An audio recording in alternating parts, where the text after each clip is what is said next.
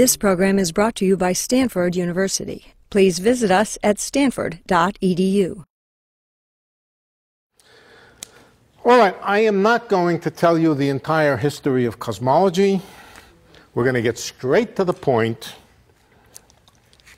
The point is the expanding universe and the geometry of the expanding universe. Well, let's back off for a minute and discuss what it is, where it is we want to go. I wanted to teach you the basics of modern cosmology, and the basics of modern cosmology consist of a handful of things, not a lot, but of course the things which went into the discoveries, especially the observational discoveries, were a lot more than I'm going to tell you. But basically, we're going to take, go to the end of the story to a large extent and say, what is it that we know now? We're going to start with the basic Big Bang theory. We're not going to go back in time before there was a Big Bang theory. We're going to start with the basic Big Bang theory, the three possible versions of it. We're going to do it from 2 points of view and then match them and see how they relate. The first is just thinking about geometry, the general theory of relativity that we discussed last year. Now, we're not going to have to know very much about the general theory of relativity, just some very, very simple things. And we're going to talk about expanding space. We're going to talk about the Hubble law of recession, the relation between velocity and distance, and so forth. We're going to derive that from some simple principles. We'll state what the simple principles of cosmology are, of Big Bang cosmology, and we'll work out some examples of expanding universes, the geometry of them. Not the physics of them. This is the geometry of them. The physics is driven by energy and momentum and other dynamical things.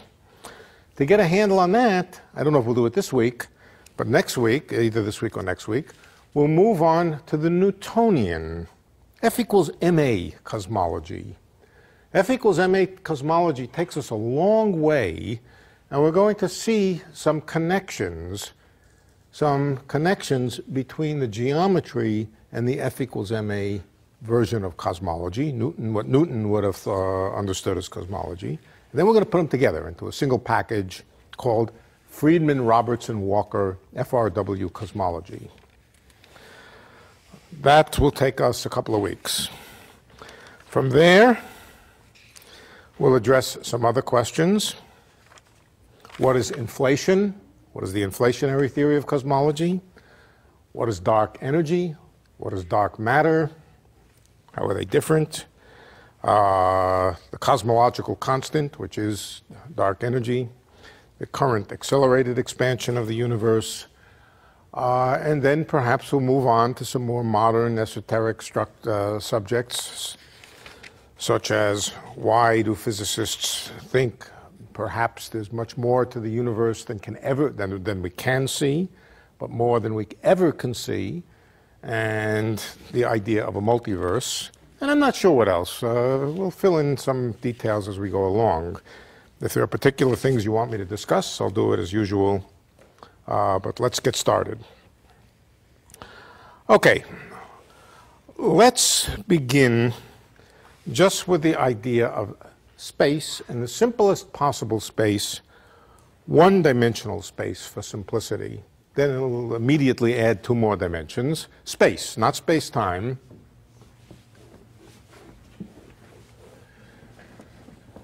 And it's just good old x-axis. The x-axis, imagine it goes on indefinitely, both in the left direction and the right direction. And imagine embedded in it are some objects which are equally spaced.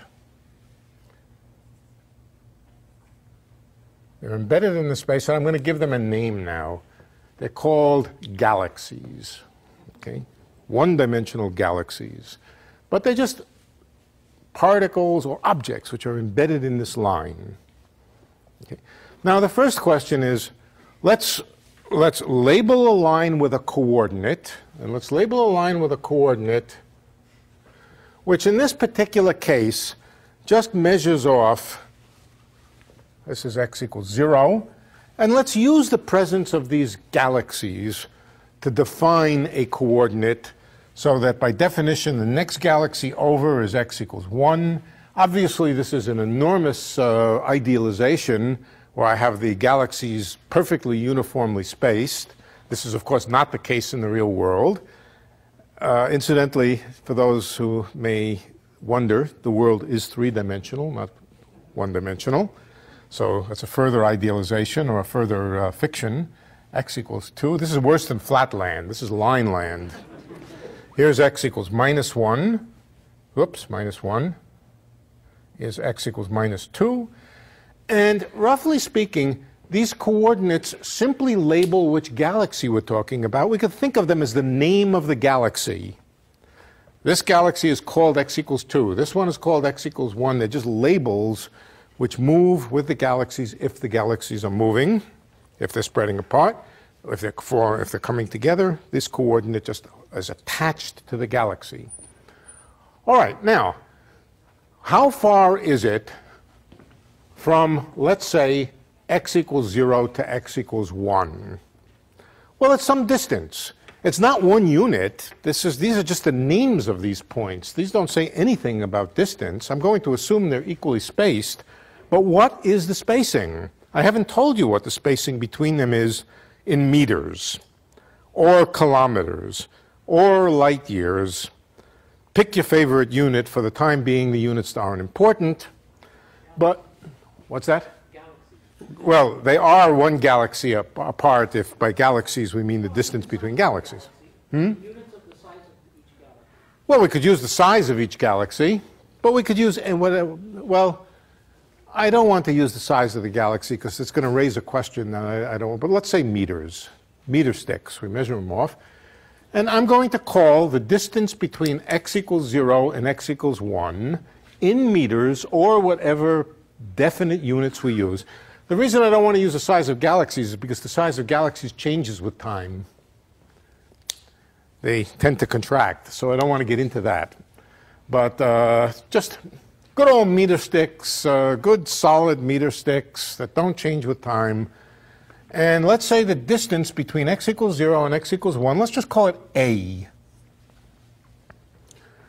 A, that's it. What's the distance between x equals 0 and x equals 2? Twice a, because I've assumed that they're really equally spaced.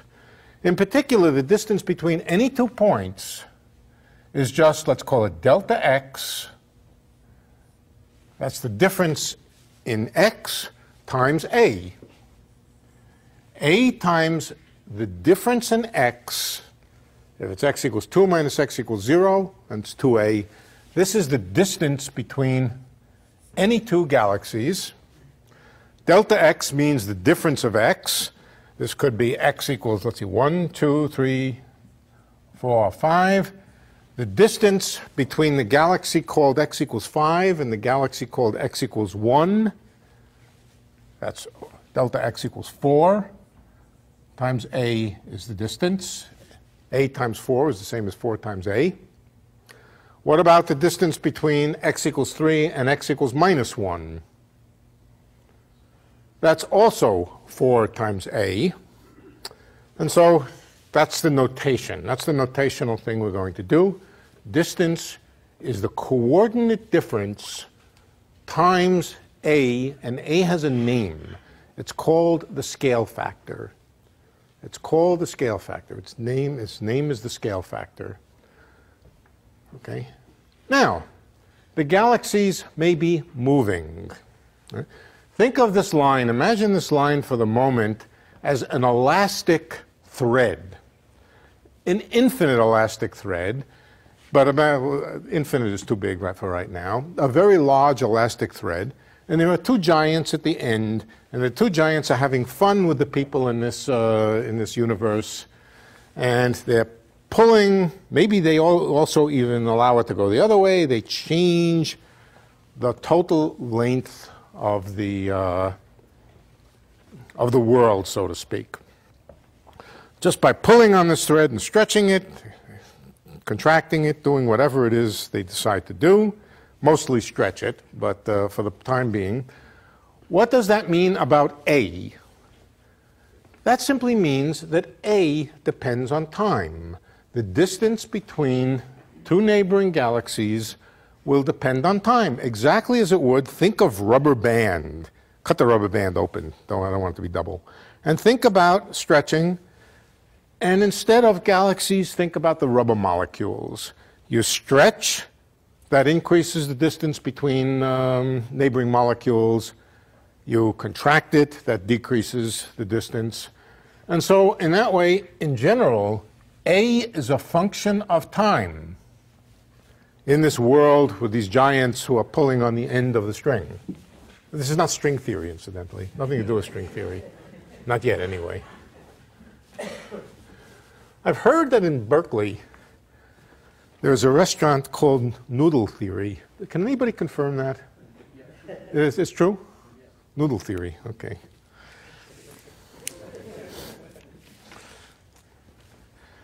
Okay, so this is the universe, and the universe is such that, first of all, it is homogeneous. Homogeneous means equal spacing. That's all. Right? Equal spacing, it's everywhere's the same, so to speak. Every one of these galaxies looks at its neighbor and says, you are a certain number of meters away. A galaxy over here sees the same thing as a galaxy over here, and so forth. That's the term homogeneous. Everywhere is the same, equal spacing, but the spacing itself, imagine that it's time dependent.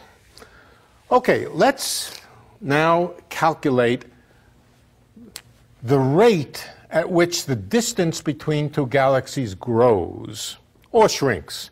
The rate at which the distance changes with time. Let's calculate it.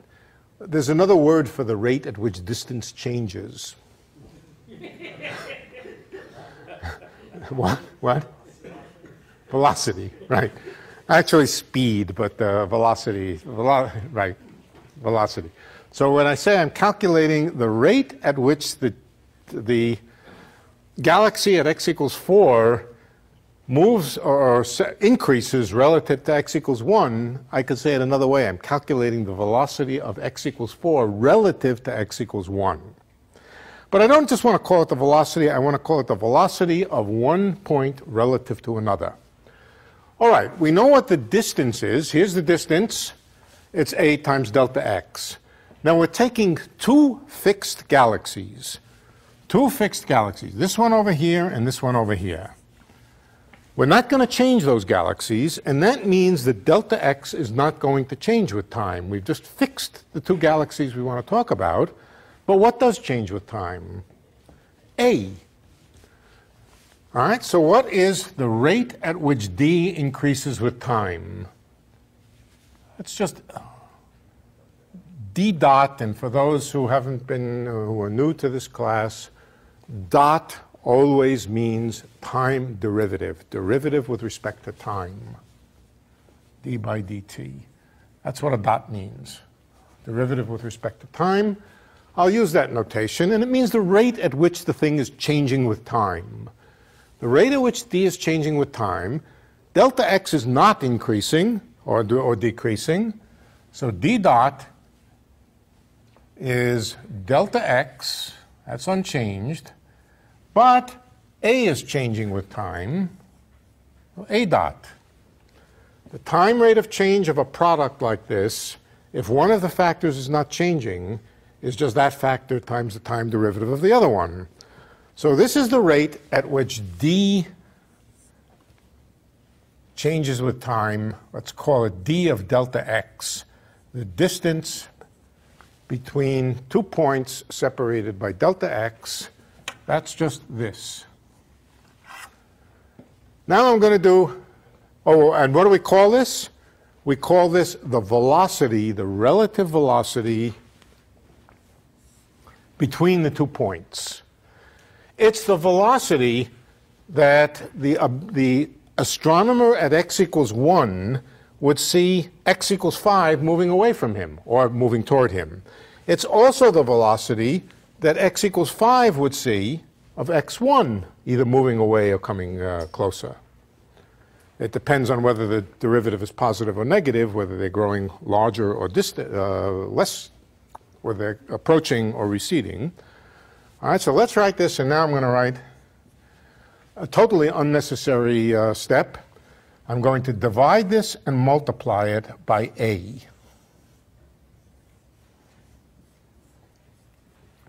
Physicists and mathematicians are always dividing and multiplying by the same thing, and you think, why bother? Well, let's look at it. Here's a times delta x. What is that? That's d. Okay? So I can rewrite this as a dot over a. That's the ratio of the rate of change of a to a itself times the distance. Now I've discovered something interesting. The velocity of recession, well, I haven't discovered anything interesting yet, but I will have discovered something interesting in a moment. Does a dot and a depend on which galaxies I'm talking about? No. A and a dot are the same for every galaxy. A in particular. A is just the distance between neighboring galaxies, but it doesn't depend on which galaxy we're talking about. So A is the same for everybody, the scale factor. It's a universal idea which everybody agrees about, what the distance to his neighbor is. All right? It changes with time, but a dot over a does not depend on x. It doesn't depend on which galaxy we're talking about. And what this equation then says is the velocity between 2 points is proportional to something which does not depend on which galaxy we're talking about, a dot over a, we're going to give it another name in a moment, times the distance between them. Anybody know what the name of a dot over a is? The Hubble constant. The Hubble constant. Velocity is proportional to distance, is what this says, with a number in there, a dot over a. Now, is this necessarily constant if the universe is expanding and contracting or doing whatever the devil these giants have decided to do? Is a dot over a constant? No, it changes with time. Right? But it doesn't change with position. It's a constant in the sense that it's the same everywhere, but it is not a constant in the sense that it does not depend on time. So the Hubble constant, the thing which I prefer to call it the Hubble parameter. Calling it constant makes you think it's like the electric charge of an electron or something else like that it really doesn't depend on anything. No, the Hubble constant is a function of time, but it's not a function of which galaxy we're talking about. All right? So, what does this say? It simply says the further apart two galaxies are, by that I mean further apart in real distance, the faster they will be moving apart. I say apart, but again, I could be more talking about coming together. And the factor of proportionality is the Hubble constant. Well, among other things, it says that if you look out, if an observer over here looks out to more distant galaxies, the further away he looks, the faster he will be seeing them move. If he looks at his closest neighbor, he'll see him moving away from him perhaps at a certain rate. If he looks at the second nearest neighbor, he will see him moving a little bit faster. If he sees the third nearest neighbor, he will see him moving yet faster. The further away he looks, the faster that will be moving to the right. The same is true. There's nothing in this which has focused attention on x equals 0 or x equals 1. It's the relative separation of two things which are entirely symmetric, and it's the same everywhere. So there's no notion of a center to this line. All points are the same as every other point, but every pair of points are increasing their distance with a velocity that's proportional to h times d. That's the Hubble law. Now, there's nothing especially one-dimensional about this. Let's do it in more dimensions. Any questions about the meaning of this formula? Yeah, if the galaxies are far enough apart, then they are going faster than the speed of light. Right. That will play a very important role in cosmology. Right. You know, what you're saying is correct. And we will come back to that for sure. It's one of the most important things. Okay. One other thing. If these, again, Alice and Bob, this is Alice's galaxy, this is Bob's galaxy.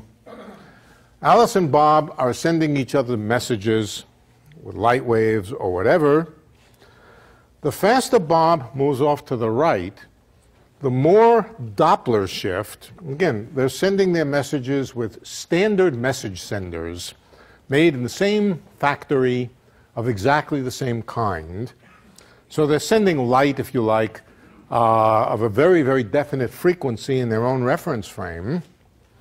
But by the time it gets from Alice's signal, by the time it gets to Bob, the Doppler shift will have reddened that light. Or, yes, reddened it. I'm always going to assume from now on that everything is being stretched and not contracted, at least for the moment. So Bob will detect Alice's message being slowed down, but Alice will also detect Bob's message being slowed down. Everything is entirely symmetric between them. And it's simply the problem of two people moving apart from each other, sending light rays. The faster they move apart, the more redshifted the signal will be. So that's a fact about an expanding universe. The further you are away, the faster you move, and the faster you move, the more Doppler shifted will be messages. Now, the kind of messages that we really have in mind, of course, is messages which are sent at frequencies which are determined by basic underlying physics. The underlying physics might be transitions of atoms from one energy level to another energy level, spectral lines. Spectral lines are good standard frequency or wavelength, what should we call them? They have very definite wavelengths in their own frame of reference.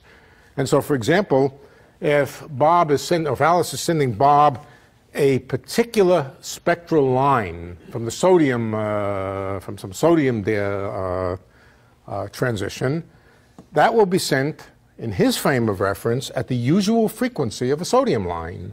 But by the time it gets to Bob over here, it will be reddened or lowered in frequency. One way that Alice can measure the distance to Bob is by monitoring the frequency of the light or the spectral lines that come from Bob's galaxy.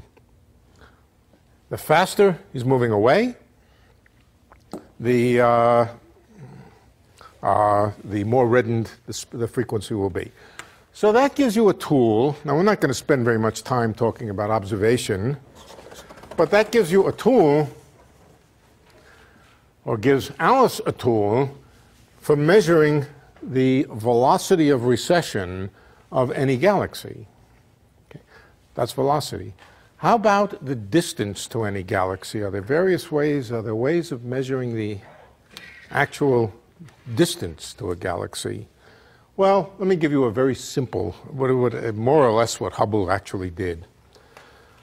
Hubble estimated in his first round of detections, his method for estimating the distance to a galaxy was very simple. If the galaxy was bright and big in the sky, it was close. If it was small and dim, it was far. The dimness of a given size object, well, from the size in the sky and from the brightness, he could estimate the distance. For reasons unknown to anybody, Hubble decided to plot on a plot the distance of a given galaxy that he could see in the sky. Again, pretty much just from the size of it. There are much more sophisticated ways of measuring distance than just by size and brightness. But that's clearly one way to measure the distance. And on the vertical axis, he measured the velocity of the galaxies. Well, first of all, the first thing he discovered is that all of the distant galaxies, now distant to Hubble doesn't mean what we would call distant galaxies today. Hubble, when was Hubble? When did Hubble do these wonderful things? In the 20s sometime. Not 1820, 1920. He used galaxies, yeah. Oh, it's an interesting historical fact that up until, let's see, when was it? I'm not exactly sure. Again, it was Hubble, probably 1920 or something, and then 1917, 1916, I'm not sure when exactly. The idea of a galaxy didn't exist. All we knew about was one bunch of stars, the Milky Way, across the sky, and people spoke of an island universe, that we lived in an island of stars with nothing out further than that.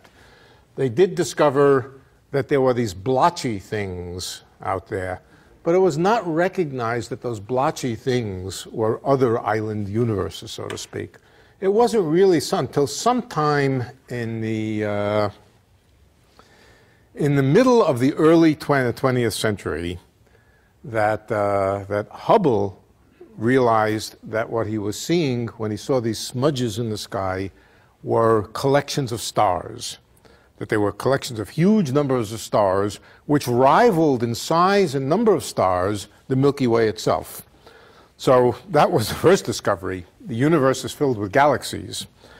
And then he, as I said, measured the distance of galaxies and the velocity of galaxies, and he discovered, first thing that surprised him, the galaxies are moving away from us. Apart from one or two galaxies which are very close to us, our closest neighbor, in fact, just happens to be moving toward us. It's a more or less accidental fact that it's so close to us that it's sort of trapped by our galaxy's gravity, and it happens to be moving close toward us. What's the name of the closest galaxy? The Andromeda. Right. So the Andromeda is moving toward us. That is more or less an exception. If you look out beyond the Andromeda galaxy to galaxies 3, 4, 5, 6 times further away or 100 times further away, they're moving away. So that was the first discovery. Almost all the galaxies, and in particular all of the distant galaxies, were moving away from us. Furthermore, they were moving away from us by a velocity which depended on their distance. And when he plotted it, he got a perfect, exact, straight line. Nonsense. Of course he didn't get it. He got a mishmash which was all over the place. Error bars.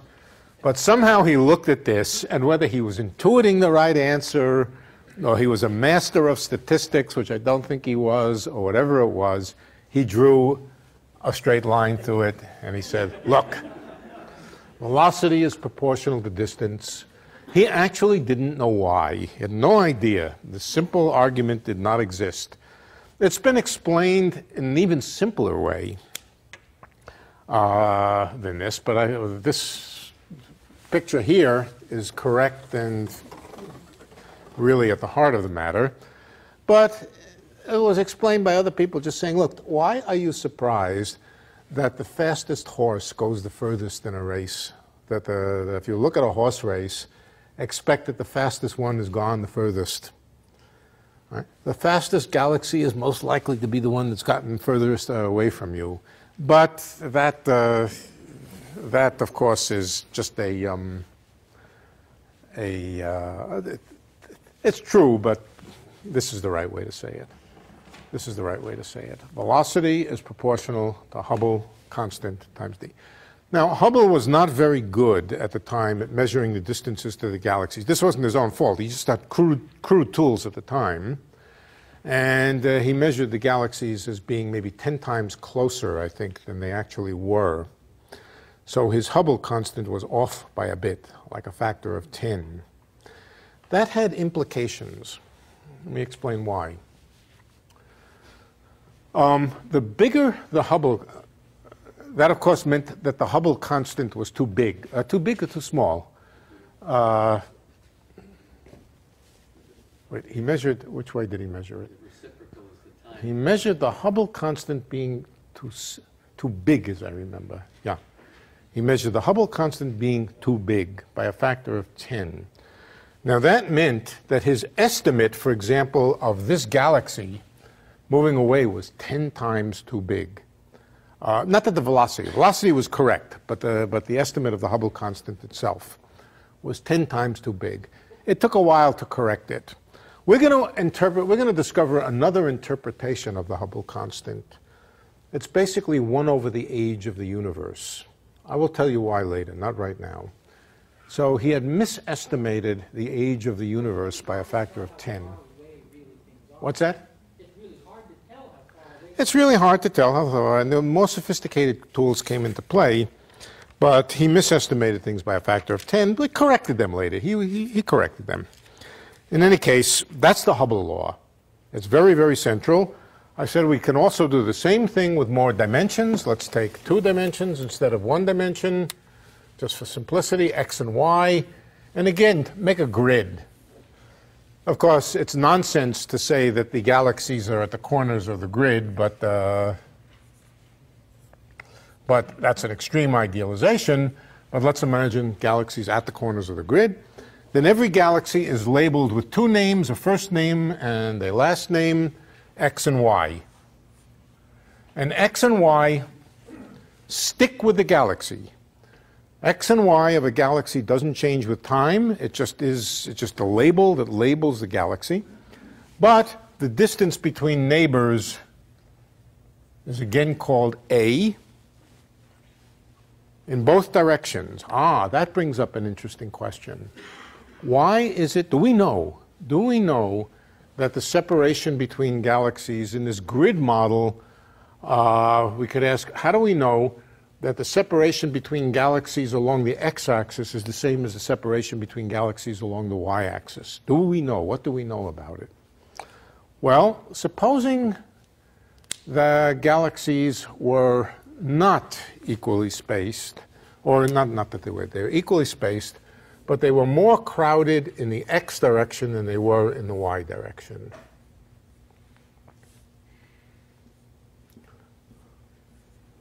At the corners like that.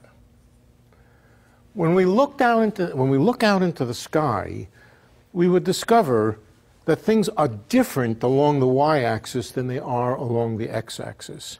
We look out along the x-axis and see very crowded galaxies. We look along the y-axis and discover they were very, very separated. We don't. We see the same distribution of galaxies pretty much in every direction in the sky.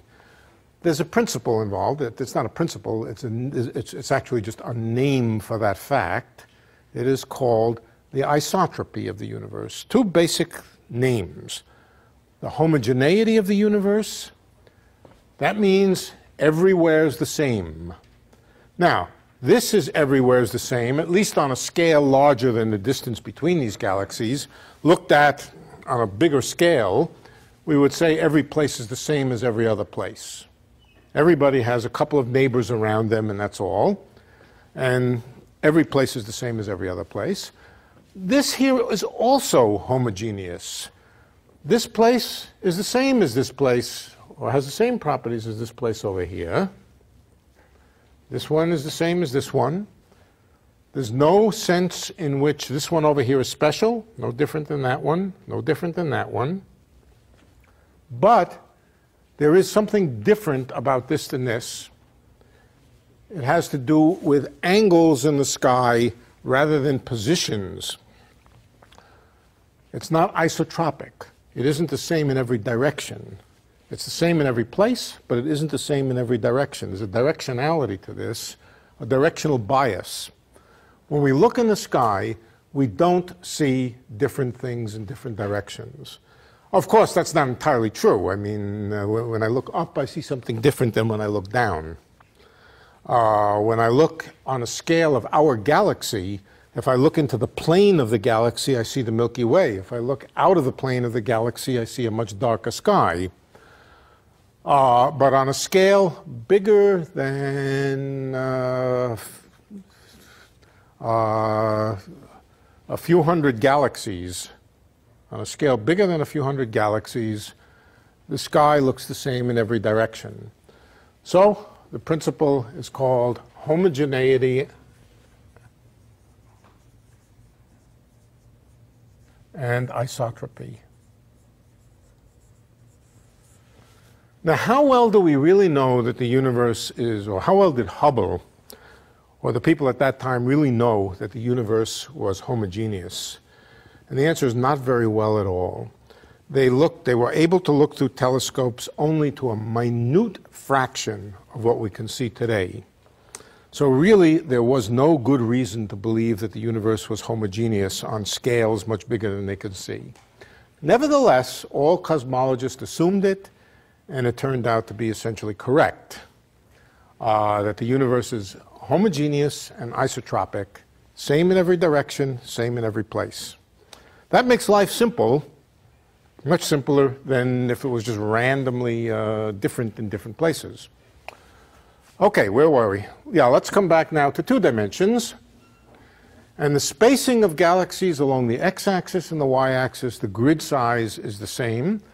What's the distance between 2 galaxies separated by distance delta x along the x-axis and delta y along the y-axis? Okay. If anybody want to shoot at it? What the distance is?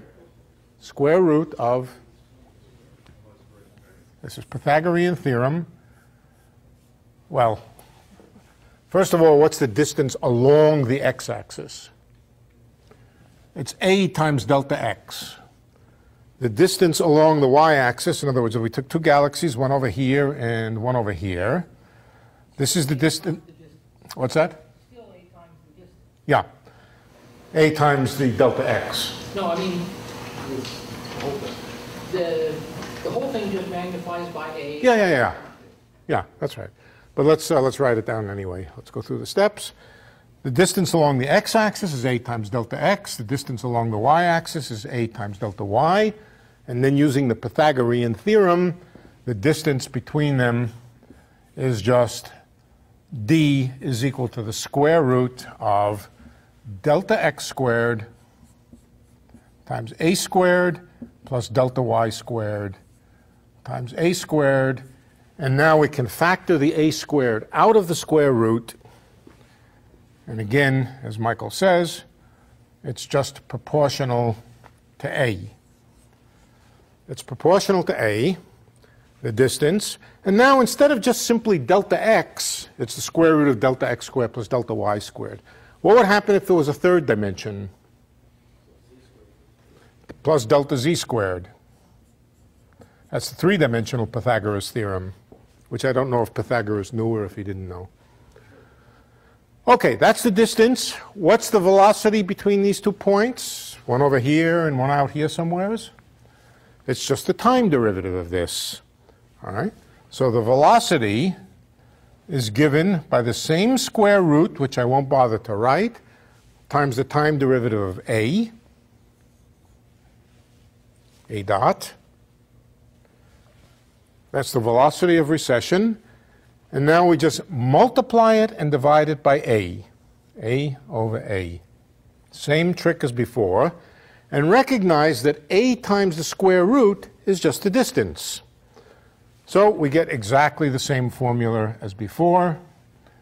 Distance times Hubble constant.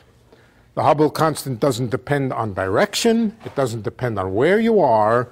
But it does depend on time in general. It may depend on time. Velocity equals distance times Hubble constant.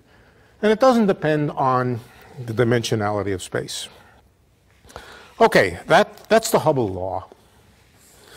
And as I said, it's an extremely simple idea. Now let's talk about the geometry of space. Just one question for a minute. And you may get to this later, but this has always bothered me about this sort of thing. So the velocity is proportional to Hubble constant time to distance. This means the distance actually is increasing, so the velocity is increasing. So Bob and Alice are both being accelerated within our model, but neither one of them perceives that. No. The velocity is not, well, you don't know whether the velocity is increasing with time. What you can say is the velocity increases with distance, all right? But here's a possibility. The velocity of all of these,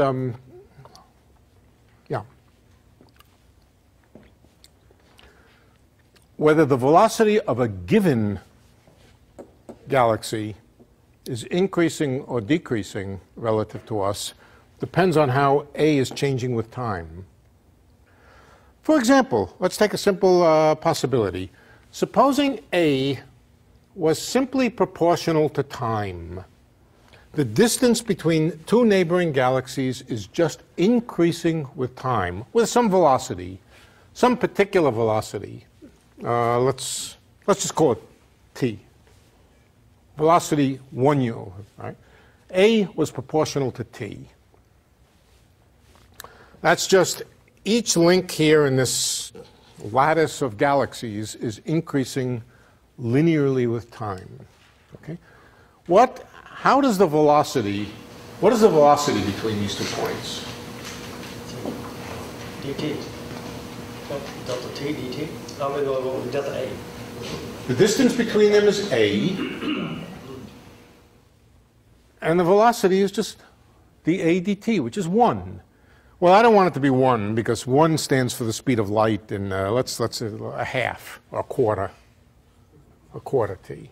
Supposing A was increasing like a quarter t. That's a perfectly good law.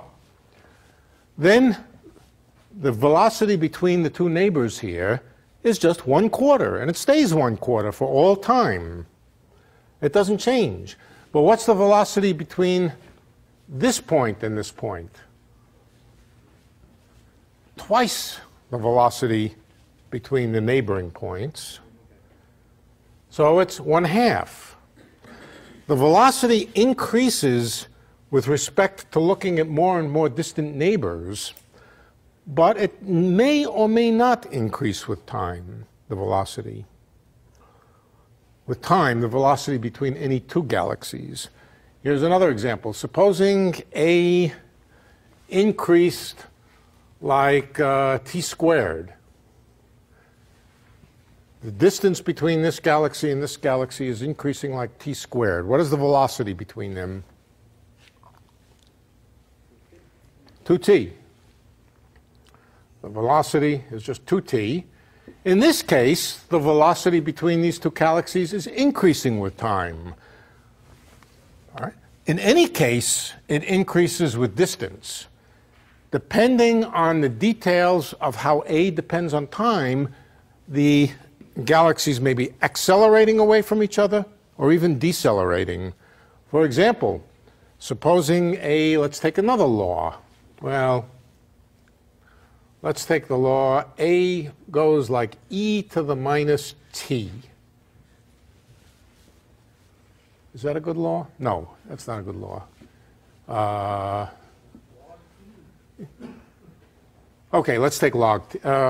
Let's take log t. Good, thank you. That was good. Log t.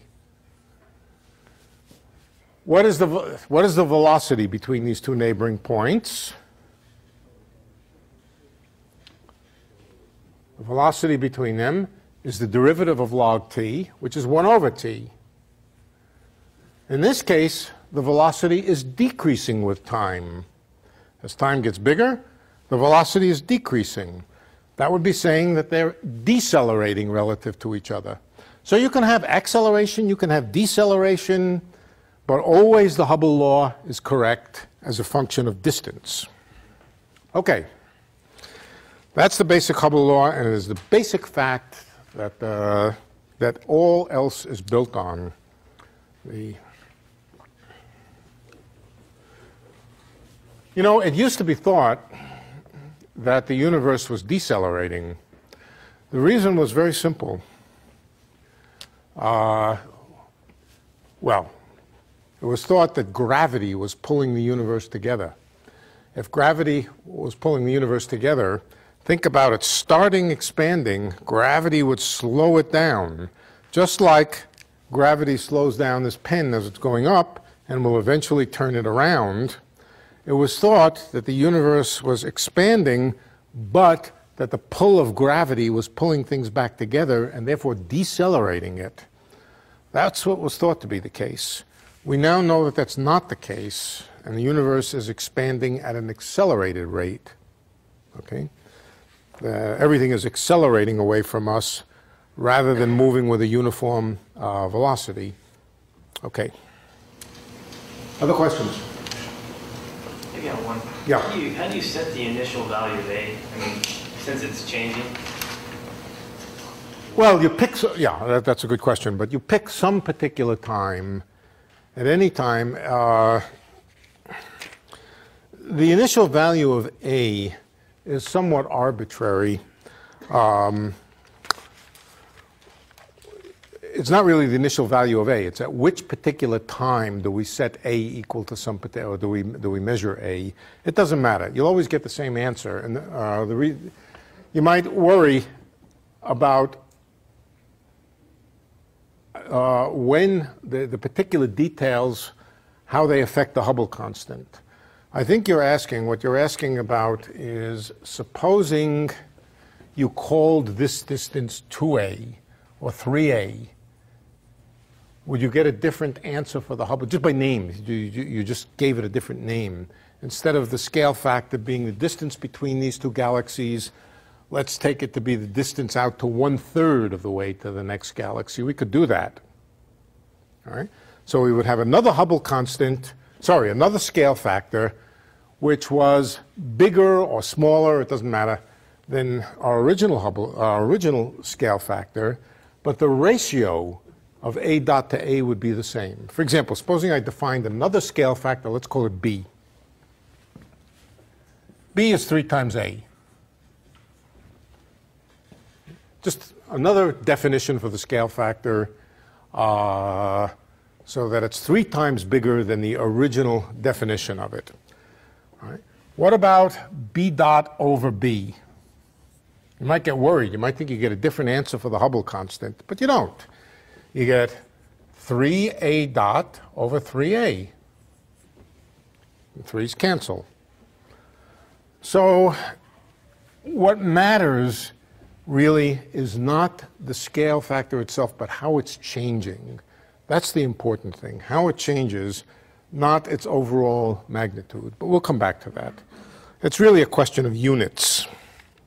The scale factor would be different numerically if we measured in meters or if we measured in kilometers and so forth. And it would be different if we chose a different time at which we no, it wouldn't be different.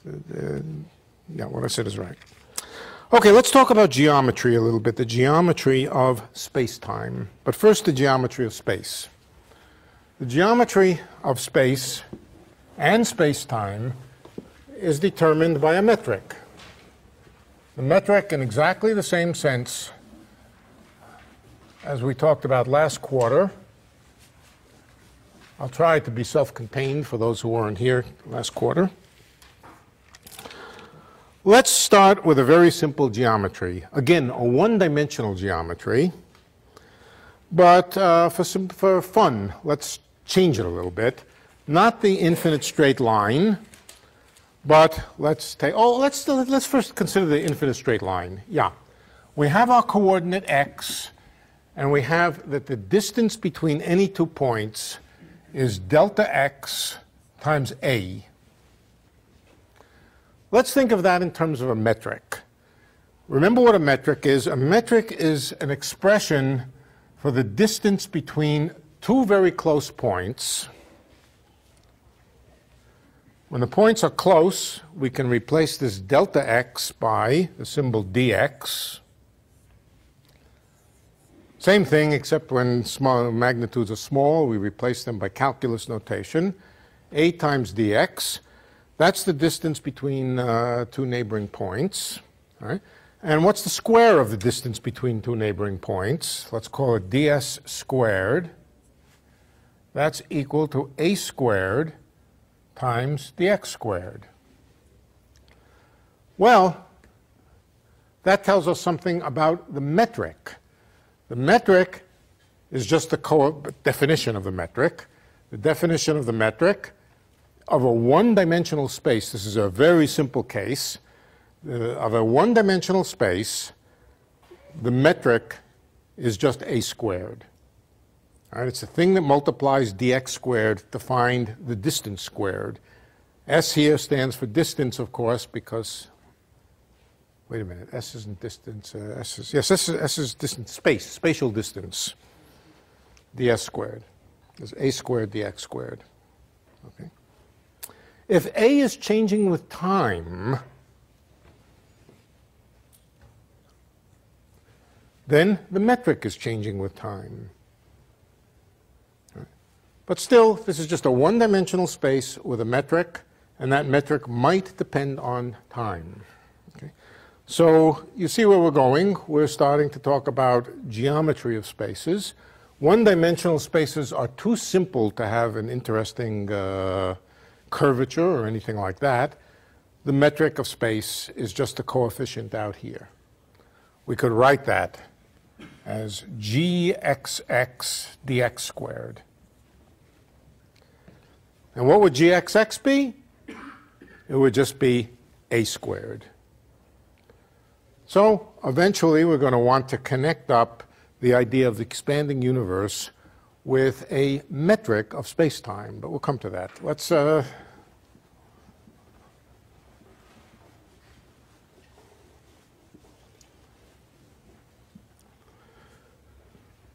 good. Now what about proper time? Remember what proper time is.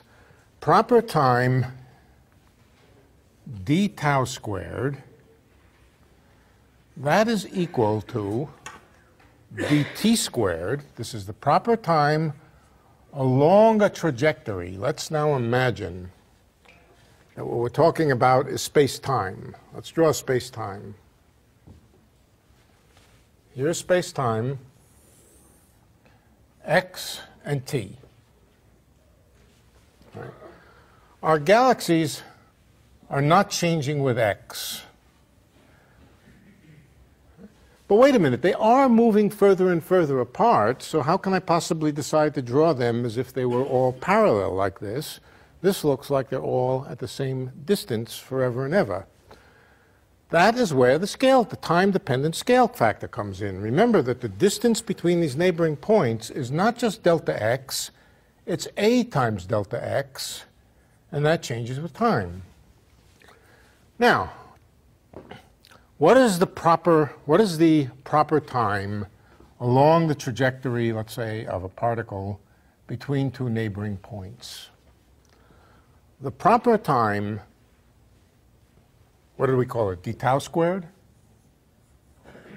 That's equal to dt squared minus the square of the spatial distance between them.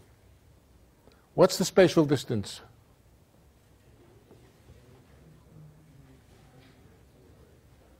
A squared dx squared.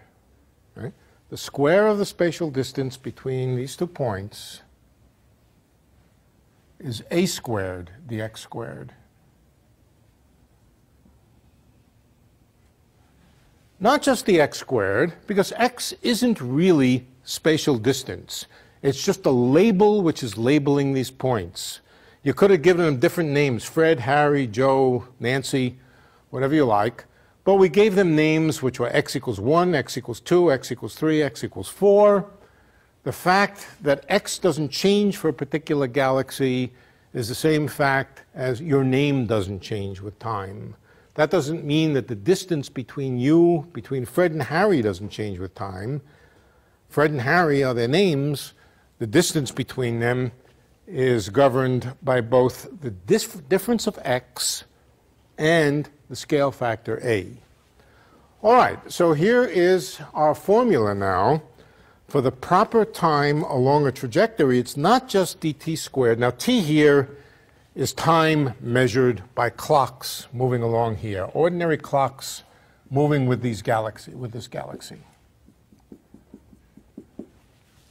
If X didn't change, if we were talking about observations along a galaxy, in other words, moving with a galaxy, we wouldn't have any dx squared, and we would just say the proper time was the ordinary time. But if a point is moving through the galaxies from one point to another, then we would say that the proper time is d tau squared minus a squared dx squared. All right, this becomes the spatial distance, and a may depend on time. So another way of thinking about the scale factor is that it's the space component of the metric. Let's just compare that with the tau squared. Well, I needn't compare it. Here's a geometry. It's a space-time geometry. And what is its metric? Its metric, again, is a set of components. The set of components represents the coefficients in this form here. The dt squared has a 1, and the space minus a squared. 0, 0. The zeros represent the fact that in this formula, there could be terms, but there aren't, with dt times dx and dx times dt. So there are no off-diagonal terms. And this is the geometry now. This is the general relativity description of this expanding space. The general relativity description of the expanding space, going back to last quarter, is that a certain component of the metric, the space component of the metric, is changing with time. That's the way you describe a geometry which is either being stretched or contracted. If the geometry is being stretched, then this component of the metric, we call it gxx. Gxx is minus a squared. It is the thing which changes with time as the universe changes its size, or as the universe changes its scale factor. Scale factor and space component of the metric are the same thing. The same is true in 3 dimensions, or 2 dimensions, or however many dimensions, the only difference being that the metric would contain more terms. Minus a squared dy squared minus a squared dz squared.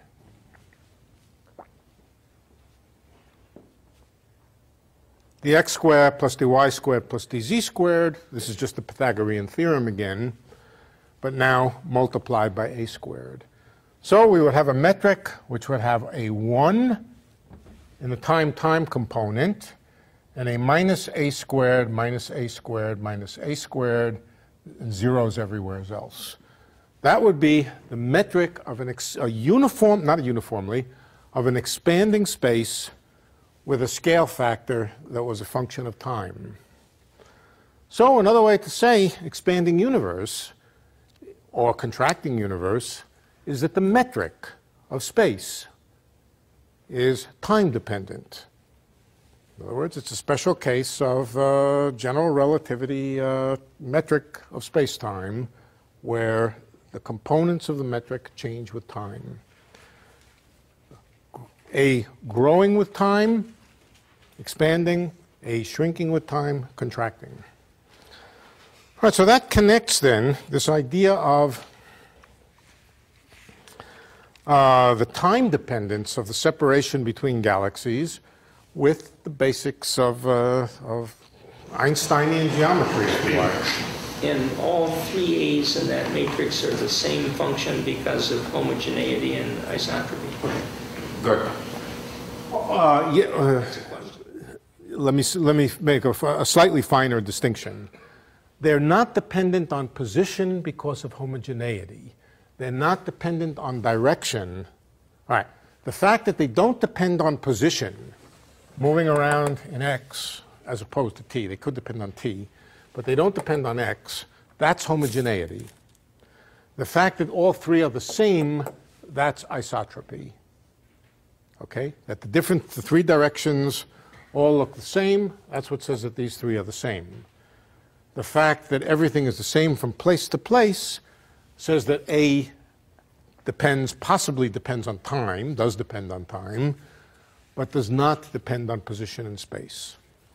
So it's an extremely simple metrical geometry where all of the coefficients are independent of position in space and isotropic, meaning the three are the same, but time dependent. Time dependent, but not space dependent, and not angle dependent, or not axis dependent. All right, now, that, incidentally, Question. yeah. I think I'm a little confused. Are we not supposed to think of dx as a distance? Yes, dx is not the distance.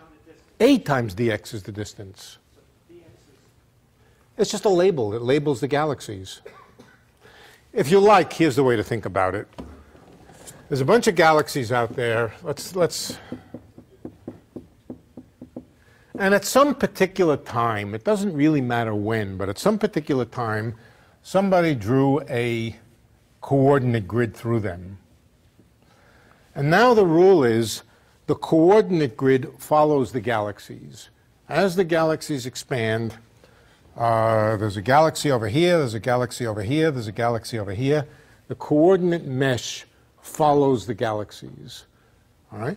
That means the distance between here is not delta x. Delta x is always the same between these two galaxies by definition, because this coordinate grid follows the galaxies. Okay? The distance is a times delta x. That would be the answer in meters or kilometers or something. Which one? A? Between two galaxies, Yeah. the distance in light years would be a times delta x. That's right. As opposed to delta x. That's right. That's right. Delta x is... Dividing by c squared, obviously. Yeah. I'm going to continue to Well, call you C1. could put the units of distance into dx. So, You could put the units of distance into x, but I choose not to. I put the units of distance into a. Yeah. That's arbitrary. That's an arbitrary decision on my part, whether I want to put the units of distance into x or into a. The product of a times x is units of units. so should we think of it as a dx squared? Yeah. Is that Yeah, a dx squared. That's the same as a squared dx squared. Yeah. Yeah. Yeah. The metric coefficient for time is equal to 1. Is that just by convention also? That is a convention, not a. There's no physics in that. Supposing I changed it. Let's change it. Now, what is not a convention is that the coefficient doesn't depend on position, but it could depend on time. So let's suppose that it was t squared dt squared, just for fun, okay? Just for fun, let's suppose that we had t squared dt squared. This can be written another way. T dt squared, right? I'm going to put a 4 here just because you'll see why in a moment. That's twice t dt squared. What's twice t dt? It's also the same as dt squared squared. The differential change in t squared is dt squared. In other words, whatever is here, it can be written, how to say this right, you can always change variables. Given a thing like this, you can always change variables to a new definition of time where this becomes just dt squared. If it's not dt squared, you can find a new change of variables, of time variable, where it becomes dt squared. Yeah? I think there's another possible question about whether there should be c squared dt squared. Oh, yeah. You're using c. Well, I would put the c squared over here. Or put it over there. Yeah. But you can also absorb it into the scale factor. You can absorb it into the scale factor if you like. So that's a, but my rules are going to be c equals 1. 1 light year per year. Okay? That's the speed of light. 1 unit in light years per year.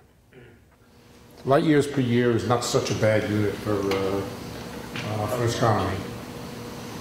If you put this into Einstein's general theory, yes, field equations, yes. What do you get for the energy momentum vector? Well, so far, wait. Be careful. All right. A couple of corrections. Energy momentum tensor. Yeah, no, that's a good question.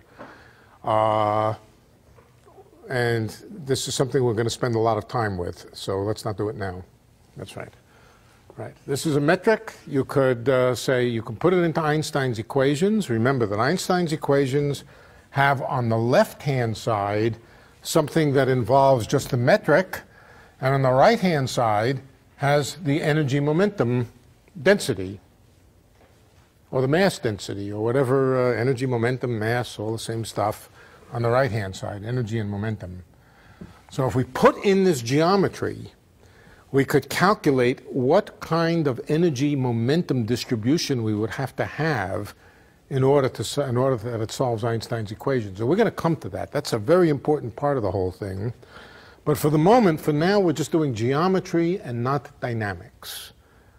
Dynamics is what determines how the metric changes with time.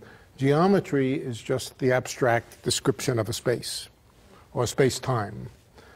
Okay, so an expanding universe is one where the space components of the metric change with time, and given the homogeneity and isotropy of the universe, A is not a function of position, and it doesn't depend on which direction we're talking about.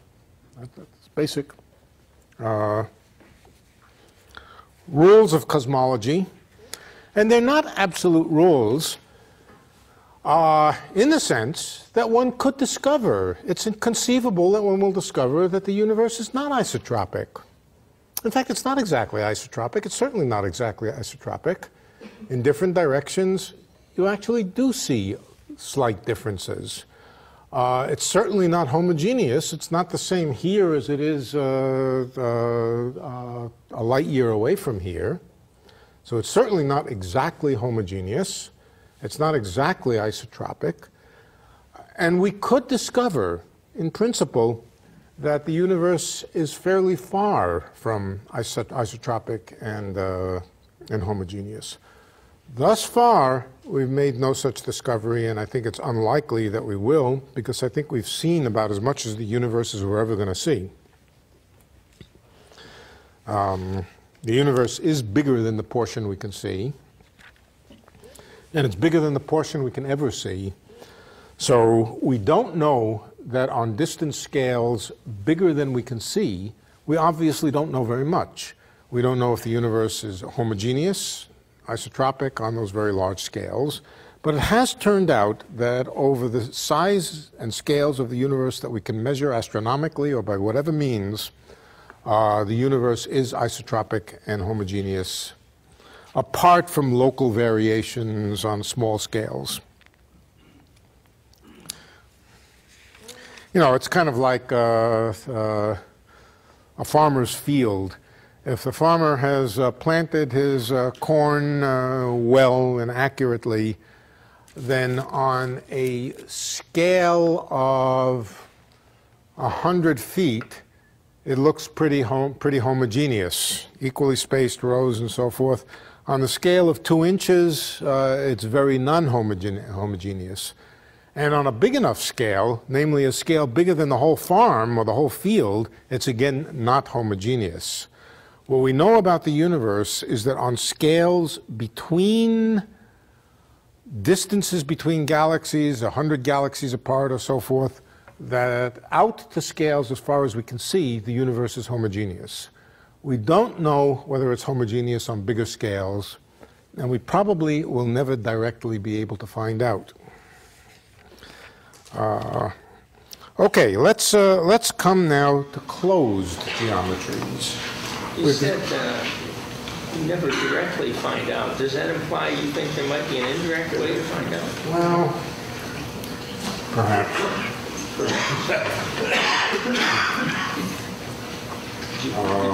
I think most thinking these days is that it's not homogeneous on big enough scales.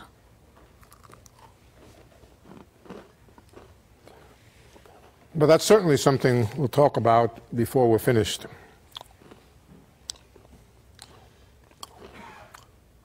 My bet very strongly is the universe is not homogeneous on large scales.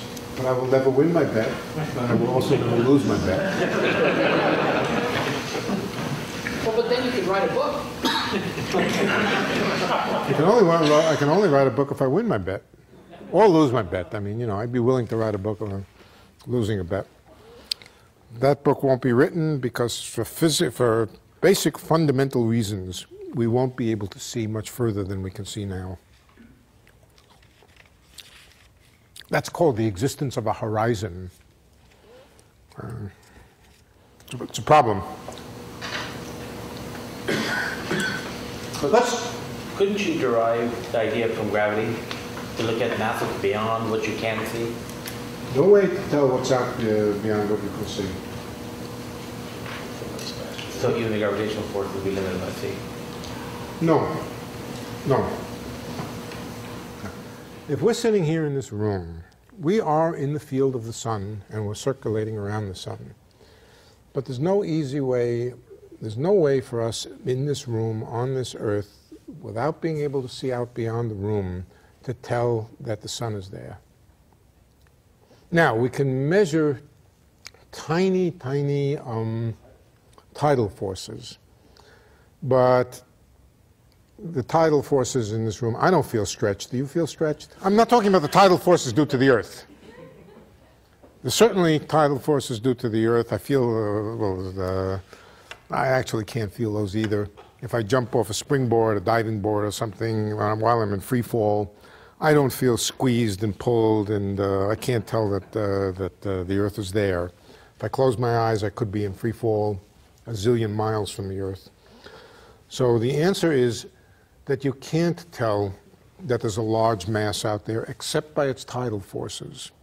It only has tidal forces if it's close enough to you and you are big enough to feel the variations of the gravitational field from place to place. So if there's a large lump of mass very, very far out there, we're just freely falling in the presence of it, and we don't feel it except, I say, through possible tidal forces, which are too small to feel if things are far enough away. Right, so the horizon, which we haven't even begun to discuss yet, is an ultimate barrier to... And the frightening thing, I don't know if it's frightening, frustrating, frightening, fascinating thing, is we know with virtual certainty that the universe is at least 1,000 times bigger in volume than the horizon, than we can ever, ever, ever, in principle, ever see. So we know there's stuff out there that we will never be able to detect. And we can't tell what it is, we can't tell if it's similar to us, we can't tell... Why do you know that? That's why you took this course, to find out. Microwave anisotropy. The measurement of the curvature. But if I don't answer that, remind me to answer it, but not now. Okay, let's talk about the idea of a closed universe. Now, the closed universe, well, it's best described by example. The infinite line is an open universe. Closed and bounded. I'm not sure. Closed and bounded. Closed and bounded. The infinite line is certainly not bounded. A line segment like that is bounded. Only has a certain size. Bounded means it has boundaries. It comes to an end. Well, that's not what bounded means, excuse me. It doesn't mean that it has boundaries. It just means, in some sense, it's a finite extent. Now, the universe is not, as far as we know, anything like this line. It doesn't have to be a line. We could be talking about a square or a cube. A cube with walls. The universe could all be inside a cube with walls. What does this violate? It violates homogeneity. Every place is not the same as, and isotropy for the case of a cube. Yeah, and isotropy. Somebody standing right at the center sees something quite different than somebody standing up here near the corner. Number one. Number two, even at the center here, even if you are at the center, you look in different directions, you see different things. In one direction you see a corner, in another direction you see a smooth face. By see, I mean detect by whatever means you can detect the shape of the universe.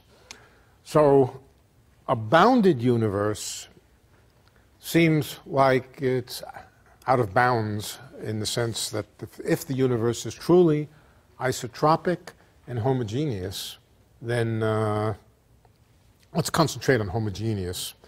Then it can't be a cube with walls. Good. Okay, so a sphere is a very interesting case. Here's a sphere. The circle is good enough. I mean, the interior of the circle. We have this region in here. Somebody at the center looks out in different directions and sees the same thing in every direction. So from his perspective, or her perspective over here, the universe appears isotropic. All right? But it's certainly not homogeneous. Somebody over here does not see the same thing as somebody over here. This person over here sees a wall close to him on the right, or upper right here, and far from him in the other direction. In fact, this observer over here on this galaxy does not see an isotropic universe. Doesn't see an isotropic universe because the direction is different than that direction. It's neither. It happens to be isotropic for one special person, the person at the center. But for everybody else, it looks non-isotropic, and it's certainly not homogeneous because the properties over here are different than the properties over here. All right, so that boundary is we don't know, as I said, that the universe is truly on very, very large scales isotropic and homogeneous. But let's take it as a principle. In fact, it is called the cosmological principle, that the universe is isotropic and homogeneous. Now, I remember as a young physicist being absolutely convinced that it must be true because it's a principle. And then when you ask, where does this principle come from? Well, we assume it's true. So it is the cosmological principle, but it could, any day of the week we could make some radical discovery that it is not true. I don't think it's going to happen for reasons that you'll understand later. Yeah? Does isotropy everywhere imply homogeneity? Yes, that's a good point. Isotropy everywhere implies homogeneity. In other words, isotropy is homogeneous. In other words, its isotropy is homogeneous. If the universe is not homogeneous, then somebody would see it being anisotropic. But if it's homogeneous, it doesn't mean it's isotropic. No, that's right. That's right. For example, here is a universe. This is a universe of arrows. It's a universe made of arrows, and they're all pointing in the same direction. They densely fill space, let's say. that's very homogeneous. This goes on and on and on. It's homogeneous in that it's every place the same, but it's not isotropic. It has a direction associated with it. Right. And isotropy doesn't imply homogeneity. This fellow at the center here sees isotropy when he looks out, but this is not homogeneous. But if everybody sees isotropy, if everybody sees things being the same in every direction, that happens, yes, to imply homogeneity. So they're not quite independent. They're two different concepts. They're related, though, in a particular way. Yeah? So if you're on the surface of the sphere. Ah, the surface of the sphere. That's another thing. On a very bald sphere, bald meaning featureless, every place is the same as every other place. Every direction that you look in is the same as every other direction that you look in on the surface of a sphere. And it's bounded. Remember, bounded does not mean that it has a boundary. Now, we're talking about little creatures. Let's imagine little two-dimensional creatures, flatland creatures, except instead of living on a plane, they live on the surface of a perfect sphere. And they can't look away from the surface of the sphere. They can't look into the sphere. And the reason is because light only travels on the sphere itself, on the surface of the sphere, in this theory, or in this world. If light only travels on the surface of the sphere, all they can do is look around within the surface of the sphere, look that way, that way, that way, that way, and on the surface of the sphere, all directions are the same and all places are the same. So that's basically the key to combining isotropy, homogeneity, and boundedness. Again, boundedness does not mean a boundary. These creatures do not fall off the edge of the earth when they get to a certain point. They go around. So boundedness does not mean boundary. It means boundedness. Finiteness in some sense, right. Okay. All right, the simplest example would be life on a closed curve. For example, life on a circle. Okay. A circle has a metric. Let's talk about a life on a circle. A nice parameter which could be a coordinate. Again, there might be galaxies sprinkled around on this circle.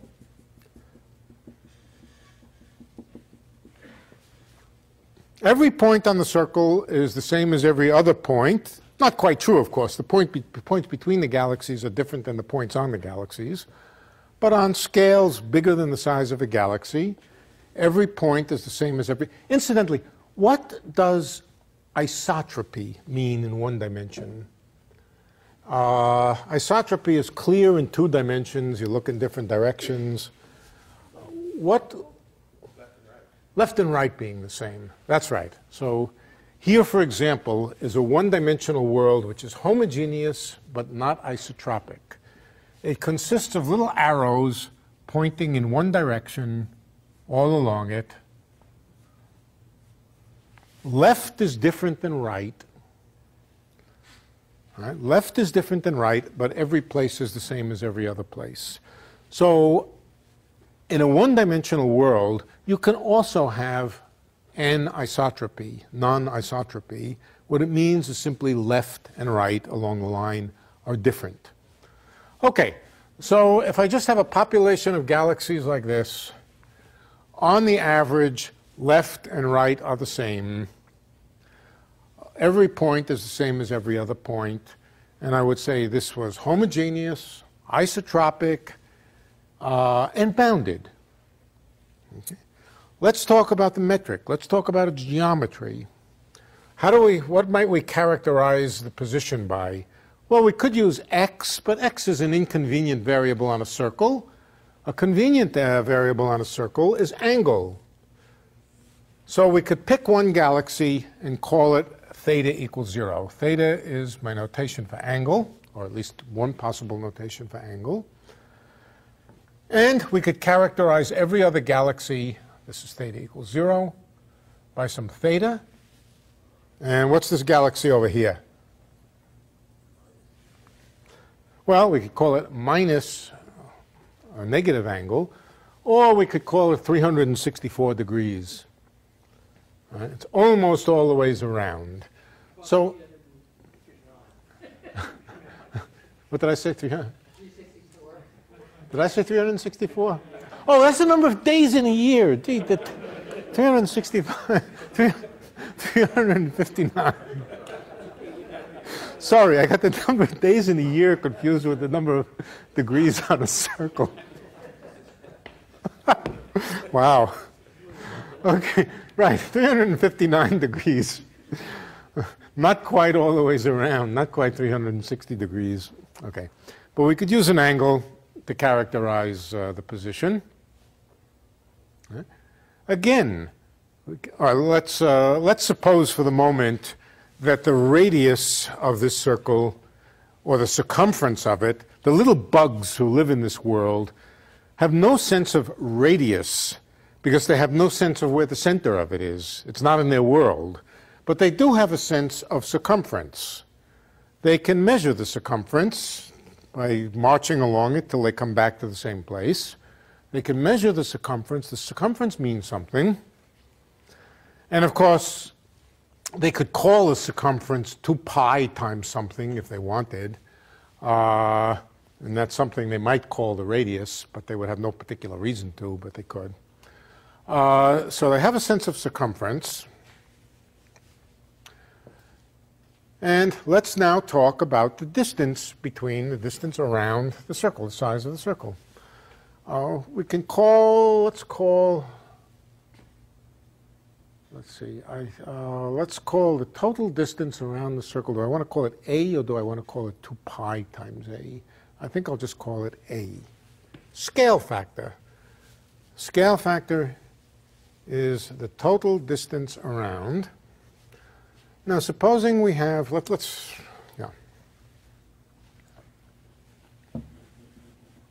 why am I calling that scale factor? We'll see in a moment. But let's take the distance between 2 points, theta equals 0 and theta equals theta, just theta. What's the distance between those 2 points? A times theta. Let's define it to be A times delta theta. A is not, let's see, we've got to do this right. Let's get the numbers in there correctly. We're going to measure angles in radians. All right, so the total distance around in radians is 2 pi. Total distance around is 2 pi. So this point is 0, and if I go all the ways around and I come to the point just below it, that's 2 pi radians around. Okay, the total distance around is 2 pi, let's call it 2 pi times A. I'm going to call it 2 pi times A, where A would be the radius if I decided to plot it as a circle. If I decided to plot it, now remember, these people who live on here can't tell whether it's a circle or whether it's a curve like that. They have no way of telling because they can't see into the interior. All they know is the distance around. But let's pretend that we drew it as a circle. Then the total distance around I would call 2 pi times A. But what's the distance between 2 neighboring points? Let's suppose the points were separated by a distance delta theta.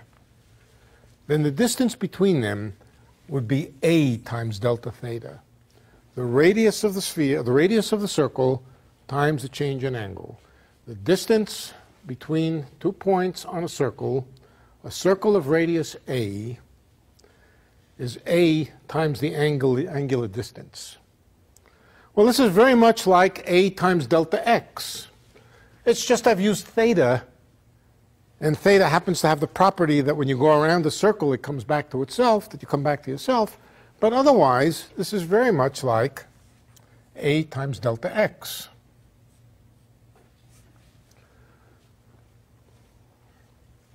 In fact, we have a metric. We can say the distance between 2 points squared, between two neighboring points squared, is a squared d theta squared. So in fact, we have a metric on a circle, very, very similar to the case of the infinite straight line, except now the space is bounded. It's bounded because when theta comes all the ways around by 2 pi, you come back to the same place. This is a closed and bounded universe, and here is its metric. Now, this is not a space-time metric, this is just a space metric. Right? So you could imagine the creatures who live on this thing measure this distance around here, and then they know what A is. They know what A is. Okay? But you can also imagine A changing with time. Again, A changing with time would correspond to the radius of this circle changing with time. In that case, we would write ds squared, distance between 2 points, is A of t squared times d theta squared. And we might even write a space-time metric. We might write d tau squared, the space-time metric, is dt squared minus a squared, a of t squared, d theta squared. That should be a squared, t squared. In the first, the line up from the second. No, not here. No. One up, right above that. A squared? Of t squared. A squared. A of t squared. Good. Yeah. D theta squared. Good. Yeah. Yeah. Right. All right. What does this geometry look like? Let's try to think about it as a space-time. As a space-time. We'll start. The vertical axis is going to be time. Let's start at one instant when A has some particular value. Here's A, let's say A equals 1 or 7 or something else. So it looks like a circle. That's at one particular time. Now the vertical axis is the time axis. As time goes on, A changes. That means, let's say it gets bigger. That means that the space-time geometry grows with time. Let's suppose at some time it stopped growing and turned around and shrunk, started to shrink. Turn around and start to shrink. Maybe it does something crazy, oscillates, starts to grow again. The surface, the space-time looks like a surface, and it looks like a surface of a, it looks like a vase or a vase, whatever you call it.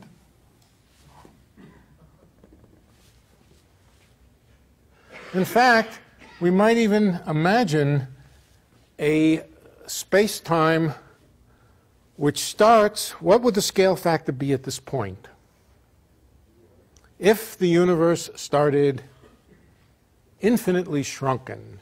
Here it is. It starts infinitely shrunken, like a circle of infinitely small size, and it starts to expand, expands out to some maximum size. I'm not taking this as seriously that it expands out to maximum size. Expands out, starts to shrink again, starts to grow again, does whatever it does. What would be the scale factor at this point?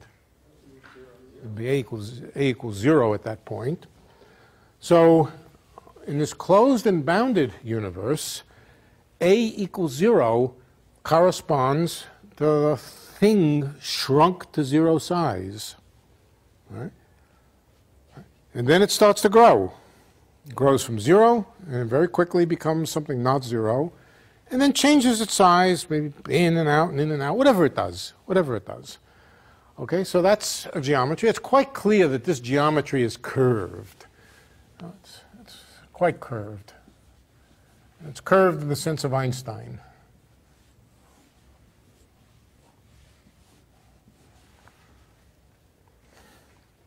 That's a closed and bounded, this is the simplest example of a closed and bounded universe, which also happens to be time dependent. In this universe, Hubble's law is still correct. for exactly the same reasons as before. The distance between 2 points again involves a times delta theta. Distance is a delta theta. The velocity is a dot times delta theta, and that's the same as a dot over a times a delta theta, which is Hubble constant a dot over a times distance. So Hubble's law is still true. The velocity between these points is proportional to the distance between them. You get into a little bit of confusion when the distance is so large that it comes around the other side. Let's forget that for a moment. But an astronomer over here looking not too far away would see Hubble's law. And that's the idea of a closed and bounded universe. Okay. Notice that the closed and bounded universe is not an explosion from a point in three-dimensional space where stuff gets ejected out. It's not like the explosion of a hydrogen bomb where something is concentrated in space and then goes flying out into space. It's the same everywheres. Everywheres it's the same. And yet, if we imagine galaxies, let's imagine galaxies or particles or whatever. Here they are. They're spread out on here. They separate because the distance between them gets larger. They start to come together again. They start to... What happens to them when we look way back at very early times? They're very close to each other now. Let's say there are 360 galaxies. Those 360 galaxies are well spread out here, but they're very, very close together here.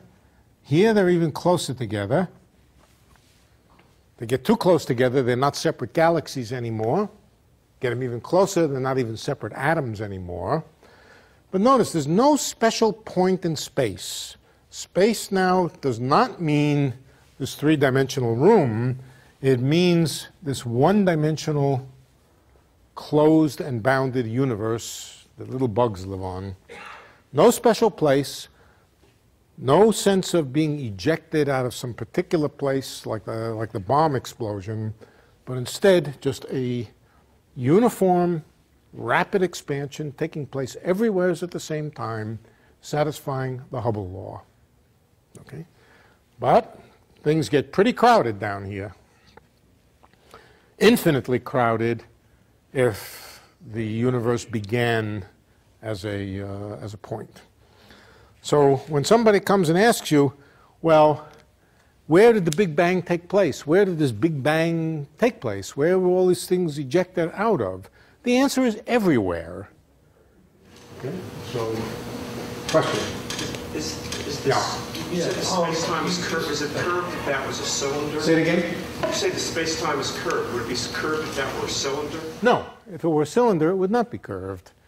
If it was a cylinder, in other words, if A were constant with time, if A were constant with time, that would be like this. That would be this world. Oh,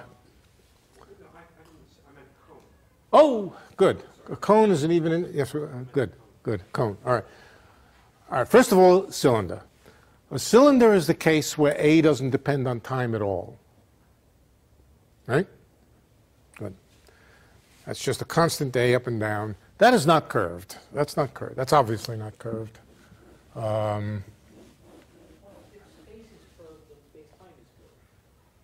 No, the cylinder, the space-time is not curved. It looks like it's curved because I tried to draw it in 3 dimensions, but it's not curved. Remember why? You could take a scissors and cut it open. Take a scissors, cut it open. Without stretching it, you could lay it out as on the plane. And it would be, you don't have to stretch it to lay it out on the plane. Okay, so that's not curved. If you laid it out on the plane, so there it is. I've cut it open, laid it out on the plane, just mathematically cut it open in my imagination. Then the cylinder is in here. But this point and that point are the same point in the sense that when I cut it here, this point, which half of which went this way and half of which went that way, become these 2 points, which are really the same point. All right. So no, the cylinder is flat. Okay? Or equivalently, in this particular case, for a one-dimensional universe, not the same, the three-dimensional is different, but for a one-dimensional universe, the time-independent universe is flat. Okay, flat in the space-time sense. Now, what about the cone? First of all, what does the cone correspond to? It corresponds to, there's the cone, the space-time cone. How does the scale factor grow with time in the space-time cone? Linear. Linear. The size of the cone is linear in the time. And you double the time, that means double the distance along here. You double the size of the, all right, so that means A is proportional to time. Again, a quarter, a fifth, a tenth, whatever. The scale factor is proportional to time. Is this or is this not flat? As a space-time, it's not flat at the bottom, that's for sure. It's got a conical singularity there. But cones, if you slice them and open them up, are flat. All right, so a cone is flat. You make a cone out of a flat sheet of paper by, I mean, it's the same deal as we studied last time. Just by sewing the edges together, you make a cone, but the only place that the cone is curved is right at the tip of the cone here. That's the only place where there's any real curvature. So yeah, this is also flat except for the tip. The tip is the origin of time here, the Big Bang or whatever. We haven't gotten the Big Bangs yet. All right, so I think it's time to quit now. Next time we will discuss not the circular universe, but the spherical universe, or the universe which is a three-dimensional sphere, and the geometry of it. And then we'll go on to discuss what is the thing which determines how the universe grows, what is the dynamics which causes it to grow or shrink or whatever it does. And that will bring us to the end of next week.